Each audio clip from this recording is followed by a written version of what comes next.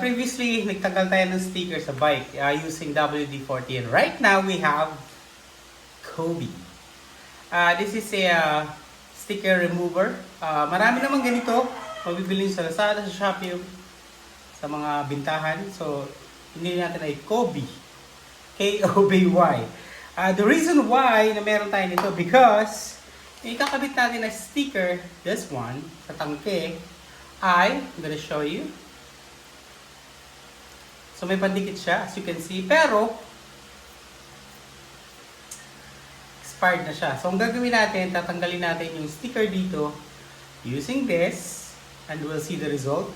And then, papalitan natin ng ibang paste. We'll try to do that. Okay? Tanggalin natin. Wala talaga, oh. Expired. So this is one. And then, shake it like a minute. So we'll just spray this one. Woo!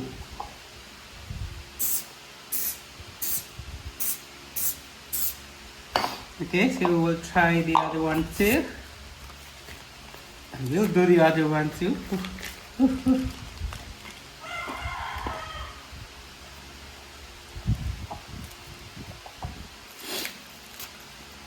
Parang ano din siya, no? Amoy WD-40 din. So, ibig sabihin, somehow, meron siyang ganung material, no? Chemical or something. Yan.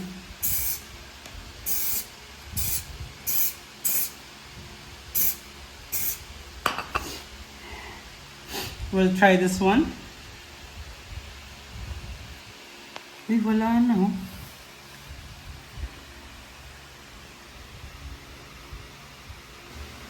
Ito na siya. So, pwede na to. Hindi na siya madikit to. So, I think pwede na to. So, what we're gonna do is, teka lang. Sabi ko papalitan ko ng paste, diba? So, ito yung gagamitin natin. This is double adhesive.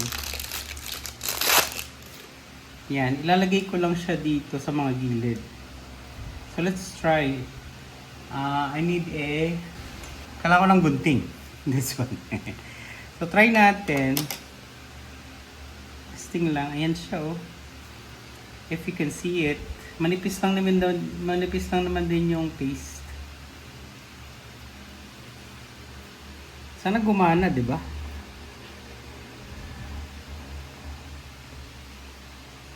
Okay, so lalagyan ko lang to.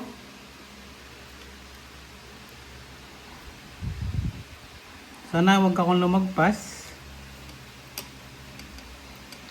So, medyo mahaba-haba to. So, paigsiin ko na lang yung video. Cut. Okay, so, medyo tapos na to. Hindi ko nalalagyan yung gitna. Sa mga gilid lang. Linisin ko na lang itong mga edges. And then, that's it.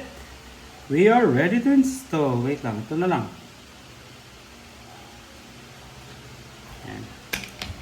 So, tatanggalin ko na lang itong mga edges.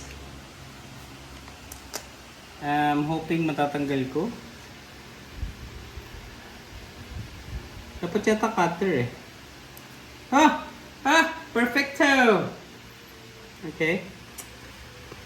So, this is how we do it. Yung paste po. Anyway, hindi naman natakpan yan. So, delikado to ah. Medyo ano ako.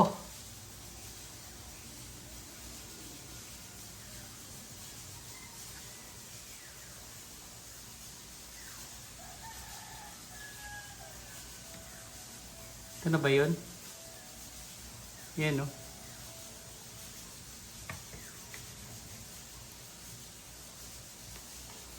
Diba? Hindi na. Ito na nga, oh. Okay. Okay. Shakes! May mga ano pa, oh. Okay, so this is good. Hala! Stig. Okay naman eh. Pantay naman eh. Pantay naman eh, oh. Yeah. Asinstall natin yung kabila. Yep.